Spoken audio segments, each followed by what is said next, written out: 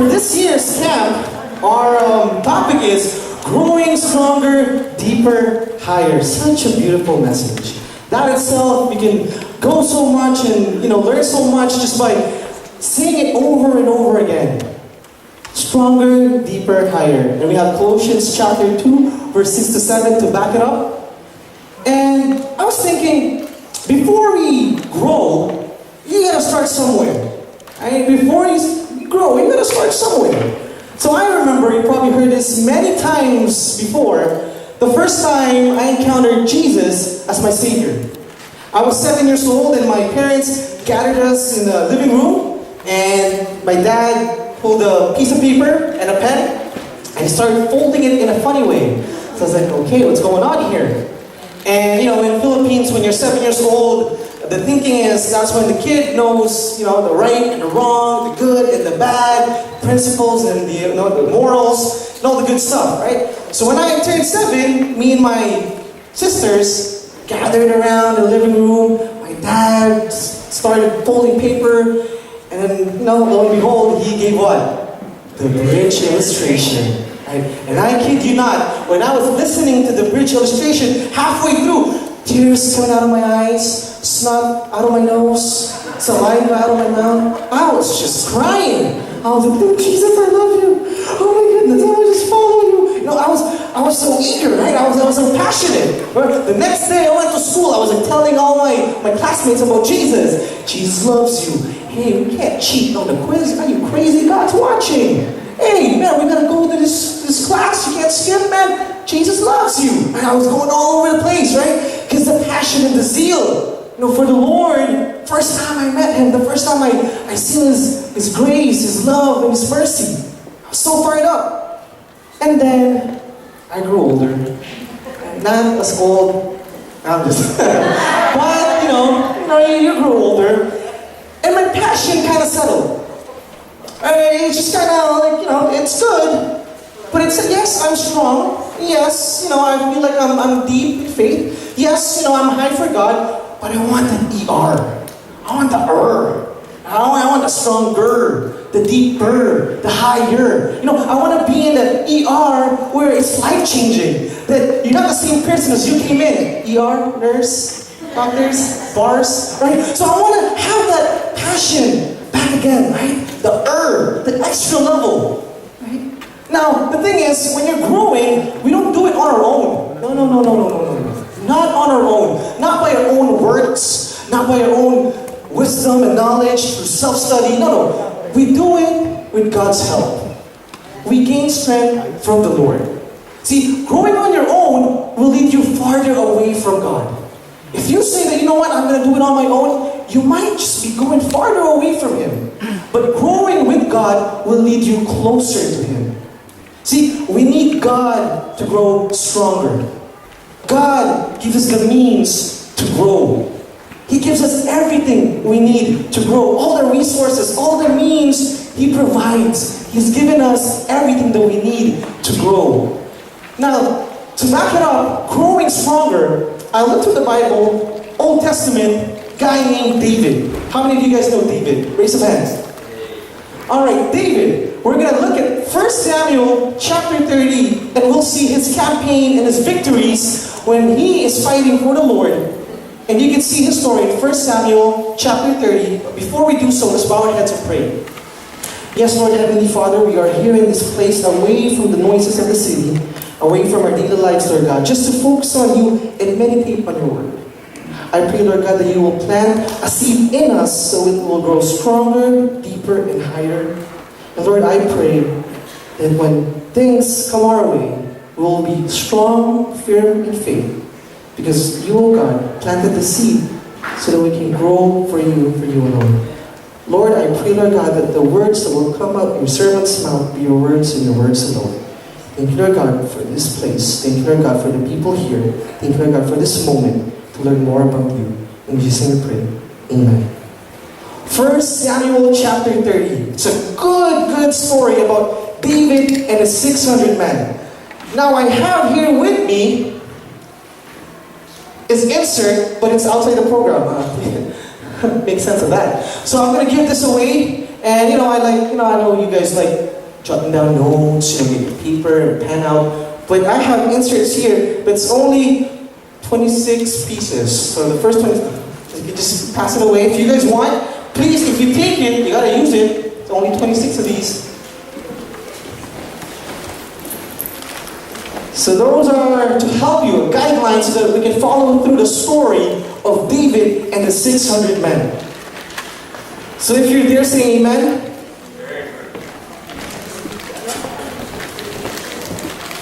That's great. Now before we dive into the passage, this great story of David, I'm going to give you a little background. I got to set you up for the text. Now, David and the 600 men, they got raided by the enemy. Right? They got ambushed. You know, they left the city, and next thing you know, the enemy took over and they got raided. But the enemy is called the Amalekites. Amalekites. Say that 10 times. Amalekites, right? And what do we know about the Amalekites? Let's see if we can work it. Alright. Who are these guys? Well, they're the descendant of Esau. How many of you guys know Esau? He's the older brother of a guy named Jacob, right? Sons of Isaac and Rebecca, not Rebecca Morales. But these guys, he's a hunter. Right? He's a hunter, he's very hairy, and Jacob is, deceiver, heel grabber. This guy's a hunter. So Amalekites came from the descendant of hunters. So lo and behold, they're desert raiders. That's all they do. They hunt for pleasure and profit. They raid camps after camps after camps. And all they do is they kill, steal, and destroy. Sounds familiar? That's like the enemy, right? The enemy kills, steals, and destroys. So these guys, the Amalekites, raided David's camp. And David, like I said, away from the city, they went out for a campaign. When they came back to a city called Ziklag, the city was burnt down. Burnt down. Burnt to the ground. And they took their wives and children, and all their belongings, all their possession, gone. Nothing left. Before there was the movie Taken, it was David, the Amalekites. You know Taken with Liam Neeson, right? When they took his child, right, the daughter, I was like, I'm gonna hunt you, I'm gonna kill you. So in the same way, this is that story, chase story, right? You took something from me, I'm gonna get you, I'm gonna take away what's mine, take back what was stolen from me. So here we go, we're gonna go 1 Samuel chapter 30, but we're gonna be reading, some verses, and we're gonna leave some verses out. We're gonna start with verse 3. It says, when David and his men reached Ziklag, that's the city, they found it destroyed by fire, and their wives and sons and daughters taken captive. 4, so David and his men wept aloud until they had no strength left to weep.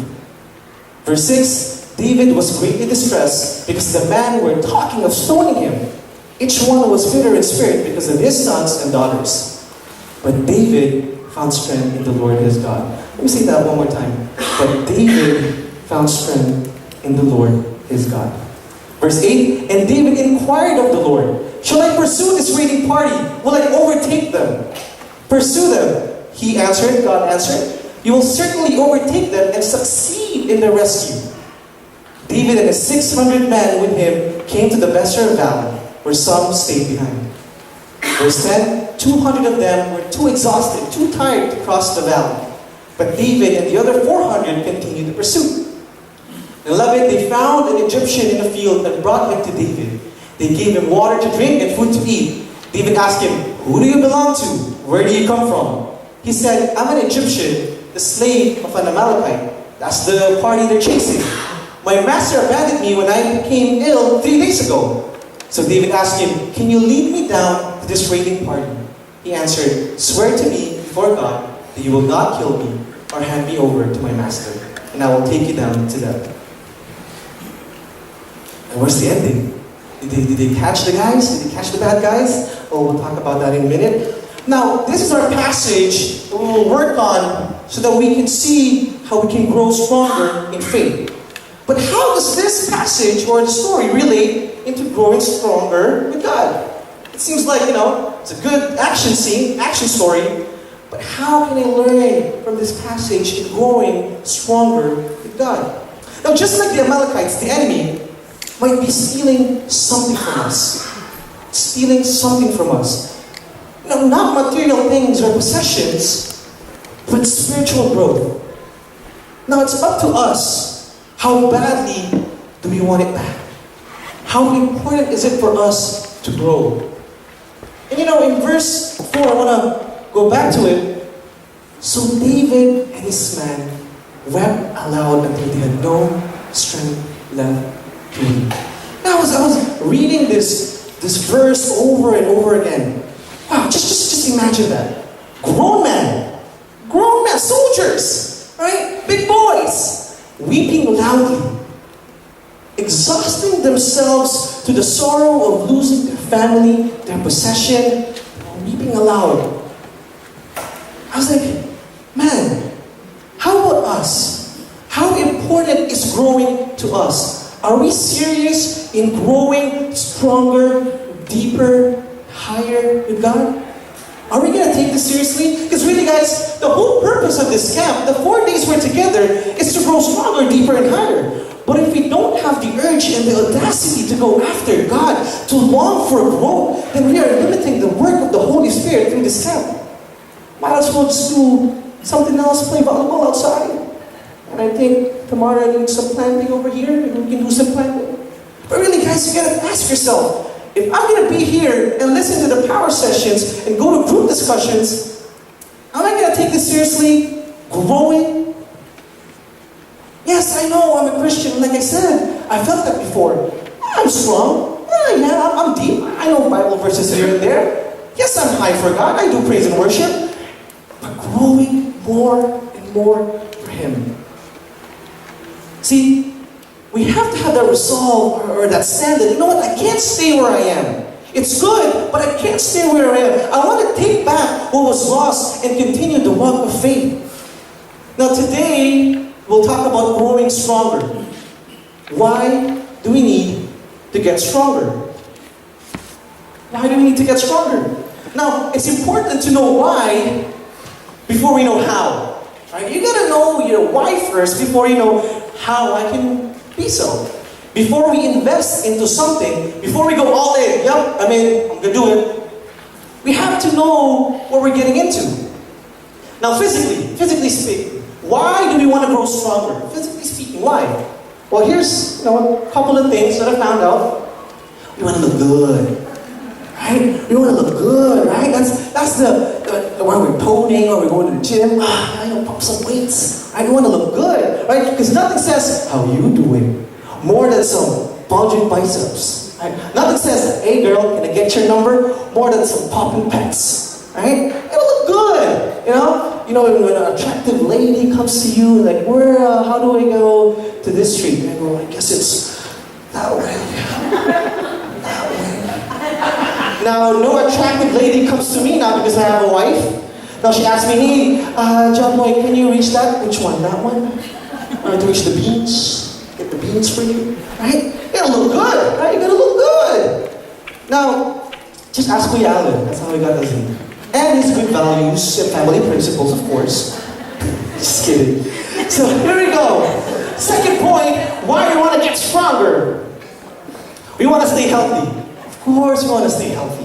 Right? I asked Kuya Kelvin, I was like, Kelvin, you're working out, you're looking good. I was like, yeah, not just for myself, but for Phoebe, his daughter. Because when she grows older, or when she started running around, I'm going to be able to chase her and play with her. Now, you can't really do that when you already have a ball and play catch with her, You gotta tell, no, I already have a ball. You keep the ball, we can't play catch, right? You can't do that if you're not healthy, right? So you gotta be healthy, so you're gonna be able to do some hiking or whatever it is you want to do. That leads me to the next point. We want to do the things we couldn't do before. I was joking with my wife. I was like, we were watching a TV show, and the TV show is called American Ninja Warrior. I was inspired. I was like, I'm going to join that. Watch me. Right? And I was like, really, those guys, the contestants, well, if you don't know what American Ninja Warrior is, it's an obstacle course. It's physical strength, upper body, lower, agility, endurance, whatever it is, right? Everything all together just to conquer this one course. Now, all these guys are a bunch of average Joes, accountants, right? right? Some traders, some plumbers, some farmers, I don't know, man, some nurse, right? It's just average Joes, and I was like, if they can do it, I want to be able to, do some stuff like that, some cool stuff. American Ninja Warrior, I want to be able to participate. But spiritually speaking, why do we need to get stronger? These are I know there's more. Physically, why do we want to get stronger? But spiritually, here's what I found out. Spiritually speaking, we want to get stronger so we can overcome the enemy that hinders us from getting closer to God. The enemy, the Amalekites. They're going to steal the passion, the zeal, the hunger to grow for God. To fight off the roadblocks that prevents us from growing in faith. That's why we need to get stronger. Now, going back to the story, David was growing in ranks. David, he's next in line to be the king. Right? So you can see that under his command, his troop, the 600 men, they've been winning battles left and right. No one can stop them. The Lord is with them. Every city they go to, victory, done, next. Right? Now, in sports term, we call it winning streak. David and his men, they're on a winning streak, they're on a roll. And then here comes the bad guys, the Amalekites. They want to stop their winning streak. It stops here, David. So they hit them where it hurts. In this case, the family, the camp. They want to stop their momentum of growing, of moving forward. So they start attacking. What about our case? What areas in our life that the enemy is attacking and saying, stop. That's as far as you can go. You can do so much. Yes, you can go to church every Sunday, but that's as far as you can go. Maybe socially we're limiting how God can work in us and through us because of reputation, career, or maybe our goals are not aligned with His. Whatever it may be, it's stopping us from growing in faith. See, we were given topics to discuss, and I chose stronger. I chose stronger. I didn't know that I was going to go first. If I knew, I would have picked higher. But stronger, right? Now, part of my research, I was like, you know what? I got to know what it feels like to grow stronger. So I started working out. I know it doesn't look like I did. Kid you not. I tried to, work out, hit the gym, and all the good stuff. Now the first few days, first few weeks, breeze, easy, good. Oh yeah, I'm doing this right. And then it started to hurt. I don't like it when my body hurts. Right? So I was like, okay, what's going on? So I checked online forums here and there. I was like, you know what? If it hurts, then stop. And you're not doing it right. I was like, okay, well, maybe working out is not for me. Maybe I'm just going to go on a diet. Maybe I'm going to talk about growing in diet. Right? So maybe that'll, because I can't grow stronger. Right? But I went for a second opinion. And my second opinion is my wife. Should have been my first. So I consulted my wife and she said, well, there's a difference between harm and hurt. Right? And most of the time, when you're doing it correctly, yes, it will hurt. Why? Because it means you're putting strain on that muscle you're strengthening. Right? So, of course it will hurt because you're doing it correctly. Now, if you're doing it wrong, then you might do more harm than good. So when it hurts, that's when you know you're doing it right. It's done correctly. If you want to grow stronger, you have to be ready to get hurt. It will hurt. And when you do get hurt, here's the important thing. You need to know who to rely on, who to call, who to lean on. When you are hurting, you have to be careful, very careful with your next step, because it can define your next move. Are you going to quit? Hey, it hurts. I'm done. Stop working out. This is not for me. Hey, growing in faith is tough. I'm done. I'll quit. Or will you keep on going? Are you going to keep on continuing to walk faith? Now, for us to grow stronger, we have to understand that God supplies and we apply. God provides and we apply. God gives and we exercise. God gives and we exercise. What will be our move to take the right steps in growing stronger in faith? Well, what was David's reaction? You already talked about what's happening. They got raided. What was his reaction? Verse 6, it says, David was greatly distressed because the men were talking of stoning him. Each one has bitter in spirit because of his sons and daughters, but David found strength in the Lord his God. And David inquired of the Lord, shall I pursue the raiding party? Will I overtake them? Pursue them, God answered. You will certainly overtake them and succeed in the rescue. You see, I was reading that, I was like, okay, alright, it's good so far.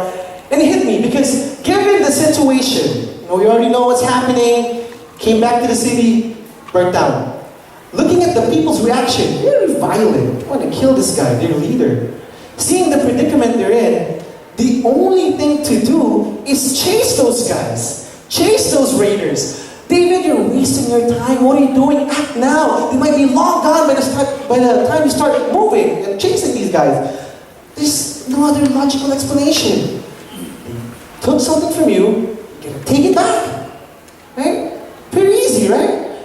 But you see, in the midst of chaos, David found calmness in coming to God. And in return, God gave him peace. See, in times of trouble, David consulted God. In times of weakness, we can see that David needed God for strength. There's a quote that goes, true strength is keeping everything together when everyone expects you to fall apart. Let me say that again. True, genuine strength is keeping everything together when everyone expects you to fall apart. See, with everything that is going on, God gives peace. God gives peace. When everyone is panicking, full of anger and bitterness, God answered David with assurance that yes, you will succeed. Yes, the victory will be yours. See, just like growing a plant. Right? If you're growing a plant, it's really hard to grow one in the midst of a storm.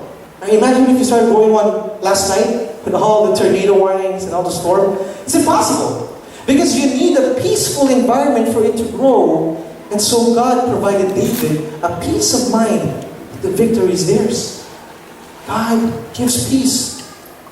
So in response, again, God gives and we exercise. What do? What did David do? When everyone is ready to kill him, stone him to death. Thank you very much, Commander. You've taken us this far, but right now you are very illogical with your patience. And that's exactly what he did. He took his time to talk to God. Growing stronger, deeper, and higher takes time. So we need to exercise patience. Take your time to listen to what God has to say. What's stopping us from growing stronger is our inability to be patient. There is no shortcut in spiritual growth. If you find one, please let us know. But there's no shortcut in spiritual growth. So you have to ask yourself, Lord, is this what you want me to do? God, is this where you want me to be? Is this the place for me to be in? See, if we don't take time to consult God, then we will find ourselves in a spiritual flatline. Now, I'm not saying we're spiritually dead, but we plateaued in our faith. Don't you know that you can keep working out, some weights, right? And not see the results you want? You can work out all day, all month, all year, and not see the results you want. Because you need to know certain things so you can attain the desired results. If you want to work on your legs, maybe doing push-ups is not a solution. Or if you want to work on your arms, maybe doing squats, it's not a good thing. But you gotta know how you grow. You gotta know certain things. Now the intention is right. Yes, Lord, I want to grow. Yes, I want to work out. But the habit could be wrong. Is it possible that you're growing, but not to where God wants you to grow? We have this project back in elementary where we have the mungkusi, and you're trying to take care of it, trying to grow, right? And you can put it in a box and put a hole in the box, and that's the only source of light it has. So the mungkusi will go to where the light is. If you put it on the side, the hole on the side, it will go sideways because it goes where the sun is. Now, be patient in growing, brothers and sisters. Because at least you know you're going the right way, where God wants you to go. Now, to wrap up this point, I want to tell a story. I don't know if you guys know the show School Bukol. Way back, old school. Right? Tito Vic and Joey. Right? Now, there was a scene, I don't know why it stuck with me, but there was a scene, one of the guy, right, he's a barber, cutting people's hair. And there was a kid who came in, like, I want a haircut. And the guy's like, alright, all the kids have the same haircut. Like Tito Benny said, pare-pareho kami ng haircut. We all have the same haircut, right? And the guy, the barber, is like, okay, I think it was Vic. Right? So he's like, okay, come in. He's like, no. My dad will be here and he will tell you the cut he wants for me.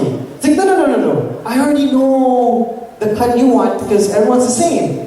He's like, no, let's just wait for my dad. Let's just wait. It's like, no, come here, sit down.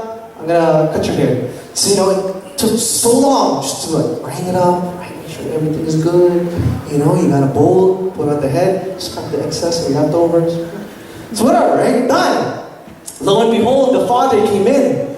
And the dad said, what are you doing? I was like, well, I gave your son a haircut. Right? Now you gotta pay up. It's like, no. That's not the style I want. Like, what do you mean? Everyone's the same. No. Okay, what kind of haircut or hairstyle do you want? I want this. And the dad is bald. Took so much time to line it up. But all he wanted was for his son to be bald. Take a razor, just do that. Right? But what happened? Because we're impatient. Right? If we're not patient, we might be doing things the wrong way. Really, it's a waste of time. Really, we were misguided growth. Yes, I think this is the right way. It's like, no. Oh, God's saying something else. See, these are the personal questions we can reflect on to really pound this point that God gives peace, and in return, we have to exercise patience. Number one, what areas of my life am I impatient in that hinders my spiritual growth? Number two, how can I remind myself to always consult God before making a decision? Are we going to tackle this more in depth with your group discussion groups? And if you don't know your groups, you can check on the bulletin board. If you have any complaints, go talk to the directors. Group discussion. Share your experience when you were impulsive and the consequences it followed. Because you're doing it wrong. Number two, how can I be stronger in the Lord by being patient? So these are the personal questions and discussion questions that you can reflect on. And just really see it. How can I exercise patience in the midst of me growing stronger in faith? Now, as soon as David got a go-ahead signal from the Lord, remember verse 8, God said, yeah, go ahead and pursue them. Go ahead. You will take over what was yours and you will have the victory. They went on and, they went on ahead. And we can see it, verse 9. David and the 600 men came to Besser Valley, where some stayed behind. 200 of them were too exhausted to cross the valley, but David and the other 4 continued to pursue. You see, David started with 600 men. David and the 600. But 200 couldn't go on. Brothers and sisters, don't be the 200 men. Don't be the 200 men. A few moments ago, we were just talking about it. They were in sorrow. They were weeping so loud that they had no more strength to weep. They were so mad with David that they were ready to stone him. Because, David doesn't want to run right away. But now, they're too tired to continue. What happened? Now, they see a valley they can't cross anymore. That was their family and their possessions too. I was thinking about that. Hey, that's your daughters and your sons that they took. See, how could you give up? Come on. How could you give up?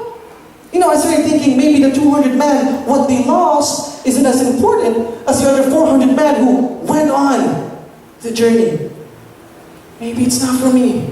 It's not worth crossing the valley for. What the Amalekites took, they can keep them. I'm just going to find another sons and daughters. I don't know how. What they stole, they can have that. Go ahead, I can't do it anymore, I'm too tired. I hope that's not the case with us. Well, it's not worth it to grow for God. Like I said, are we serious in growing? See, if you look at the problem, then you will surely fail. But if you look at God's purpose, then you will prevail. So for the next point, God gives purpose. He does. He really does. Don't lose sight of God's purpose in our life. Ask the questions, why am I here? Why am I doing this? Why am I even a Christian? Why do I go to church? Why do I read the Bible? Why? Make sure your purpose is clear, because you will find strength in your purpose. You see, it was so easy to be hard on the 200 who couldn't go on. It's so easy to bash them. How could you give up? How dare you to give up? In reality, that was me. I was the 200. I was so eager to share the gospel, like I said. I was doing everything for His glory. Lord, I want to grow for you. I want to go for you. And then I got tired. I gave up. This is as far as I could go. I lost sight of my purpose. You see, we all want to be David, of course. Man's after God's own heart. We all want to be David. But I'm happy just to be one of the 400. I'm just happy to be one of the 400 who went with David. They found the strength to persevere. So when God gives you purpose, we have to exercise perseverance. Keep on going. Keep on going. Here, newsflash. No one said Christian life is going to be easy. No one said it's going to be a walk in the park. La la la la la. Let's go and be a Christian. If you focus on the road, then you will be disappointed. They were too tired to cross the valley. Too tired to cross. That's my family out there. But I'm too tired to cross the valley. Don't let the valley stop you from moving forward for God. Hey, people think I'm going to be weird. People, I pray before I eat. What are you doing? My life will be too tied up. It's going to be too busy. It's going to be too hectic. I don't know if I can do this. I can't commit too much work. I've been there. I've seen it. There's no point. I know all about Christian faith. What else? What other excuses do we have to grow in faith? Venus Williams, champion, tennis. She said, I don't focus on what I'm up against. I focus on my goals and I try to ignore the rest. See that again. I don't focus on what I'm up against, but I focus on my goals and try to ignore the rest. You see, I understand I'm up against the valley, but my goal is on the other side. See, my purpose is greater than where I am right now, so I need to keep moving forward. I need to keep growing. This is not where I'm supposed to be, so I'm going to fight through. I know it's hard. I know it's challenging. I know it's tough, but I got to keep on growing. Greater is He who is in me than he who is in the world. I see a valley, but my God is greater. I see the struggle, but my God is my strength. I see the enemy, but my God is ever present. I'm thinking back what was mine. They took it away from me. My passion, my zeal. I'm going, I'm growing, I'm moving. We have to have the resolve. We have to have that foundation. We have to know the purpose God has given us. And then we can exercise perseverance to fight through all the adversities in life. See, before you can grow, you need some deep roots. Deep roots, right? The deeper down you get, the stronger you become, and the higher you will soar. See, get the purpose of God deeply rooted in you. And the only way to do so is to persevere through tough times, through the valleys of life, through the obstacles that come on your way, and have that foundation of faith that's saying, I'm moving forward. I'm still growing. I don't care how old I am. I don't care how young I am. I'm going to grow for God. Stronger, deeper, higher. You're going to dig deep down in the roots. Because you see, the deeper you are in the roots, I'm not going to talk anymore because that is Peter Fred's topic. I don't want to. So, just watch out for the next session. It's really powerful. Growing deeper in God. Right? So you gotta be here. You gotta be here. Growing deeper. Set you up there, friend. So now we have personal reflections and group discussions about God giving us the purpose and we exercising perseverance. What is my purpose as a Christian? Really simple. Let's start with that. Before we go somewhere else, just start with the very foundation. what is my purpose as a Christian? And why do I think it's important? Because if it's shaky, chances are when you're growing, it will fall apart. Good discussions. What battles have you faced that made you stronger? What are the things you can do to cross over the river? Because in other translation, it was river, and I forgot to change it. The valley. What are the things stopping you to cross over the valley? Now the 400 man, we're going to go back to the story. So what's happening now? You see, David started with 600, asked God, consulted God. God said, go ahead, pursue these guys. Saw a valley, 200 couldn't go on, 400 with David pushed through. Now the 400 men kept going, looking for the Amalekites' camp, looking for the enemy's camp. Now I was thinking, it's a huge land. Where do you even start? It sounds like, has 401, exit 25, left at 124, north at 26, left at Benwood. Right? It's not like that. It's a vast land. It's all land. Where do you even start? God sent an unlikely helper to guide David in his pursuit. And we can see it in verse 11.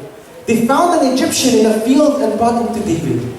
They gave him water to drink and food to eat. 13, David asked him, who do you belong to? Where do you come from?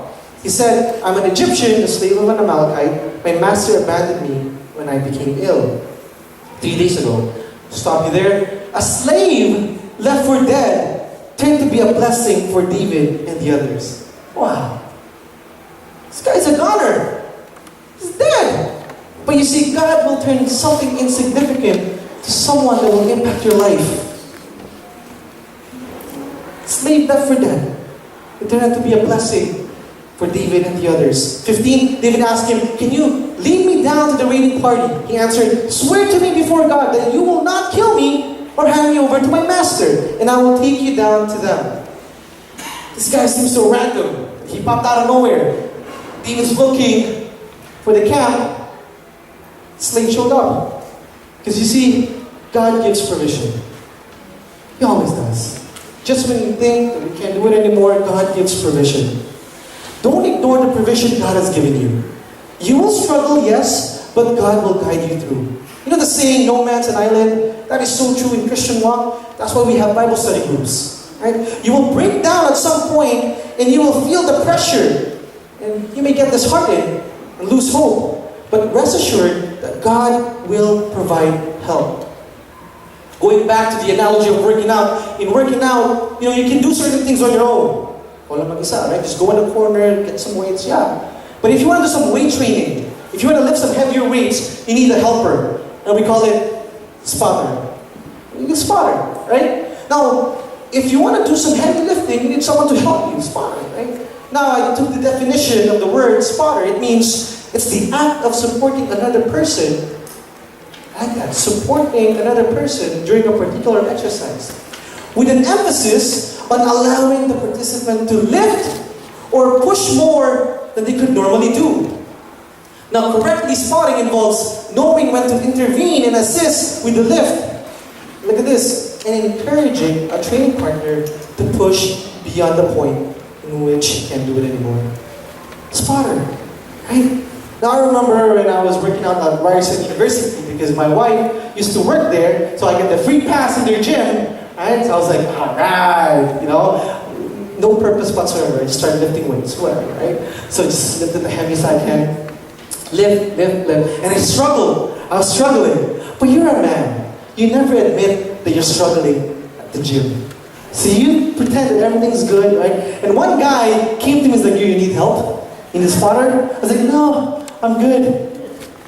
Really, I think you're struggling. I was like, yes, I need a hand. Lo and behold, it's an acquaintance, Nico Calao, alright? It was Nico. And I was like, do I know you somewhere? He's like, no, you don't know me, man. Because I was so embarrassed, they had to help me. I was struggling. I was like, no, I think I saw you. I think I seen you from church. And I was like, yes, that's me. Right? But he was there to spot me because I couldn't do it anymore. Right? You need a spotter, guys. In spiritual growth, we need a spotter so we can get stronger. And when you think you can't do one more, God will provide one. Just when you think you're lost, God will give you an unexpected guide. So what we do is, we exercise partnership. Partnership. Grow together. Grow together. How many of you guys are part of a Bible study group? Show of hands. Okay, right? Or any network that helps you with your spiritual growth. See, you have to get connected. If you're not already in one, you gotta get connected because you can only do so much on your own. But growing together is so much stronger than growing alone. Prime example, I'm gonna take another example from Tito Fred. It's the quaking aspen. I got it right. This tree covers, 6 acres of land. And it started with one plant. And how it got to 6 acres was that it interconnected with others. As it grew on, connect the roots. Another one, connect the roots. 6 acres of quaking aspen. That's so much. You can do so much. You can cover more ground. We can do a lot more things. And we can grow effectively if we grow together. Personal questions. How God gives provision. And we have exercised partnership. Who are the key people that God brought into your life to help you grow stronger? And how did God use them to make you stronger? Now in your own groups, you can talk about how did that person impact your spiritual life? And how can you help others become stronger in faith?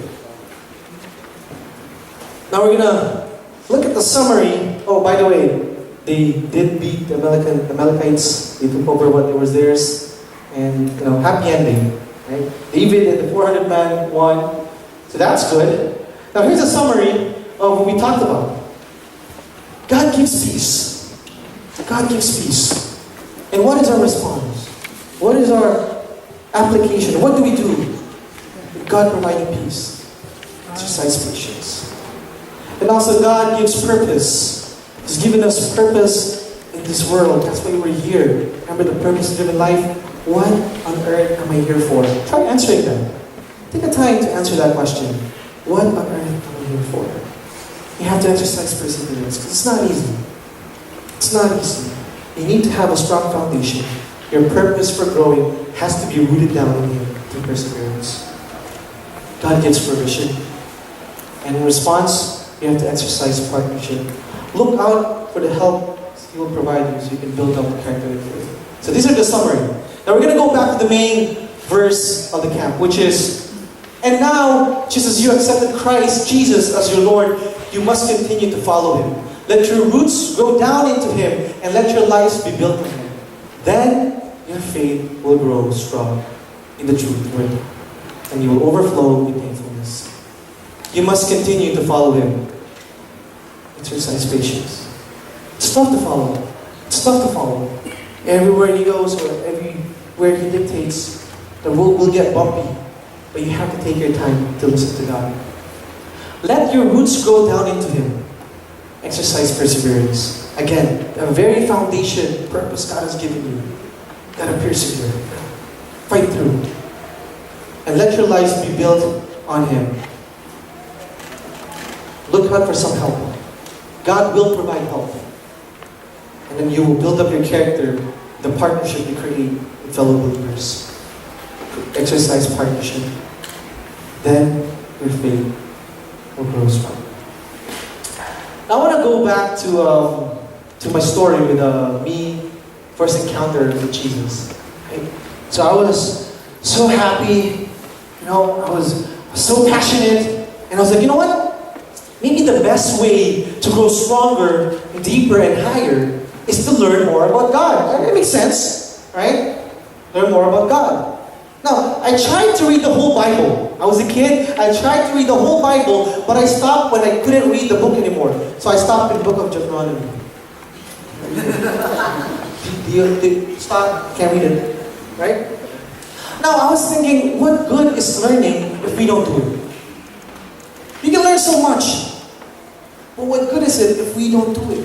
Before I went to gym, started working out, I was looking for sites, some research. Okay, I want to work my obliques, now my pecs, now I want to do this, but first I got to do research, right? I got to do it right. I'm gonna spend 45 an hour a minute, or an hour a minute, or 1 hour in this gym. I got to know what I'm doing. So I did the research. And then my wife came to me and said, so, when are you actually going to work out? In a few days now, a lot of research. We're actually going to go to the gym. Been here all day. I was like, that's so true. Right? Because when God replied to David, go after them, because you will surely catch them, David's response was, and then he went. No more questions. And then he went. God desires for us to grow. God wants us to grow. We are wired to grow. Right? The only person that can stop you from growing in faith is yourself. Yes, the enemy can discourage you. Yes, it can drag you down and make it harder for you to grow. But ultimately, it's up to you. It's up to you. You want transformation, then you have to put in the action.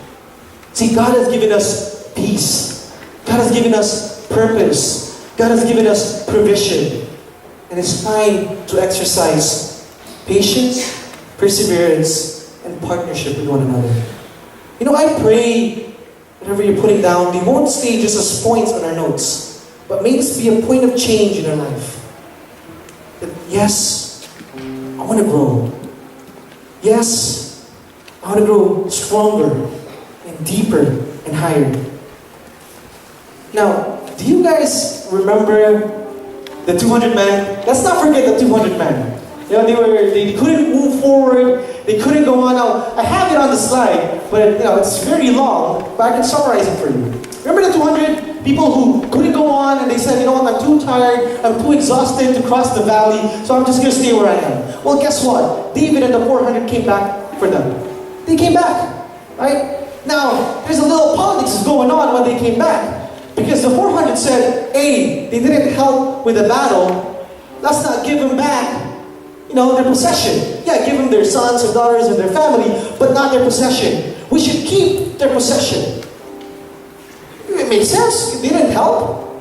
Only 400 fought the Amalekites. But David said, no, my brothers, you must not do what the Lord has given us. The Lord gave it to us. And who are we to say that you shouldn't give this, or you shouldn't do that, or you shouldn't have this? See, I believe that David embodies the very definition of a mature Christian.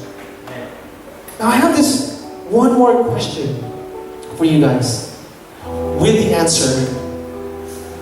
How do we know that we're growing? The character of God is visiting in you. As God has shown grace, David showed grace. Yes, they don't deserve the possession because they didn't help. They did zero in helping out. But yet David said, you know what? Give them their part because God gave it to us to begin with. It's not ours to keep. Character of God is seen in us.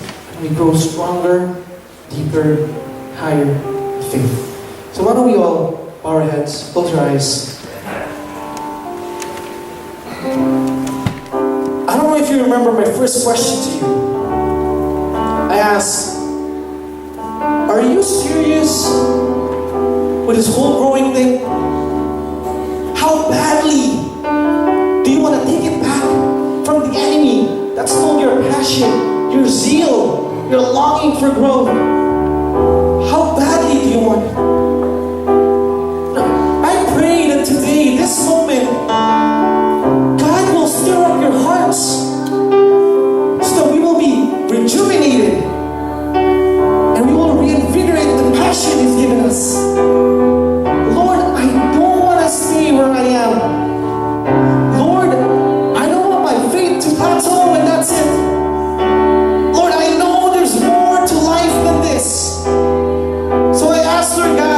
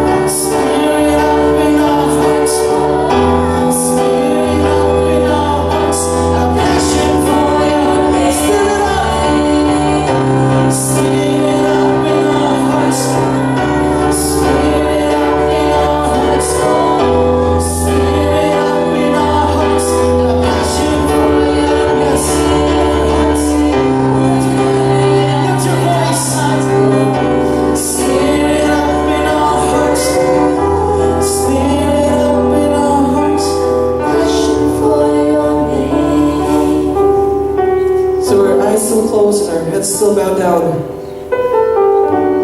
Lord, we come to you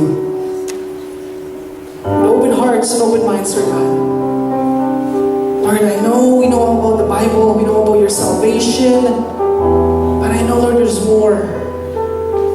There's more to it, Lord God. Lord, I don't know what it is and for these different people here, their struggle, their pain and their sorrow, or what's stopping them from growing. I don't know, but you do, oh God. So I pray that in this very moment, talk to us individually, one by one. Speak to us, oh God. Your servants are listening. We're all here, taking in your message, Lord God. I pray that you will take this time, Lord God, to talk to us. And everyone here, I pray that you will reach out to God. Just talk to Him. Talk to your Savior. Talk to your Father. Lord, I want to grow. Lord, I want to move forward. Lord, I want to keep on going. I don't want to stop on the first valley I see. I want to keep on going. Lord, I don't want to be impatient and just do things on my own. Lord, talk to me, God.